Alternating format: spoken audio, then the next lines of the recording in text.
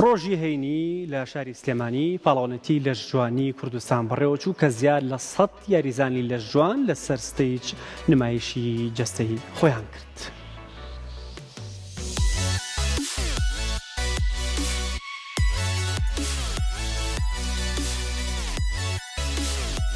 لە شاری سلێمانی لە هۆڵی تەوار بە سەرپەرشتی یەکێتی لە جوانی کوردستان پاڵەوانەتی لە جوانی کوردستان بە سەرکەوتووی لە ئاستێکی بەرزی ڕێخستن و ئیداری و داوەری بەڕێوەچوو بۆ یەکەم جاریش پاڵەوانەکان بە خەڵاتی دارایی خەڵاتکران.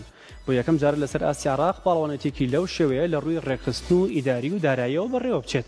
ئەمە وتەی لە جوانەکانی کوردستانە کاتێک بەشداریان کرد لە پاڵەوانێتی کراوەی کوردستان. زیاتر لە 110 یاریزان ناوی خۆیان تۆمار کردبوو بۆ پاڵەوانێتەکە و چەند ڕۆژی کۆتایی کاتێکی دژوار و سەختیان بەڕێ کرد تا بتوان لەسەر ستەیج لە بەردەم داوەران و هاندەرانیان جوانترین نمایشی ماسوولکە و لەشیان بکەن و مێدالیەکانی پاڵەوان بوون لە گەردن بکەن و بۆ هەتاتە لە بیر و یادگاری خۆیاندا تۆماری بکەن.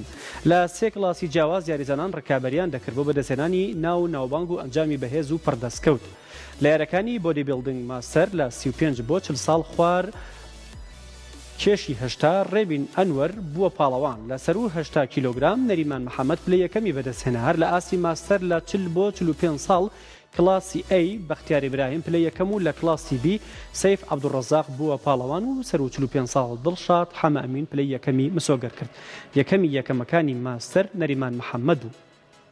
لە فیزیک لە باڵای 168 سوهیب سەلاحەدین پلەی یەکەم و لە باڵای 171 پشتدەر مەحموود پلەی یەکەم و لە 175 سانتیم کەیوان فواد لە 180 محەممەد شەوقی و لە زاید 180 محەممەد عەباس سەرجەمیان ئەمانە بوون بە پاڵەوان. پاڵەوانەکانی ئەو کڵاسە پشتدەر مەحموود بوو. هەروەها جوانترین لەشی پاڵەوانێتەکە محەممەد شەوقی بەدەستی هێنا.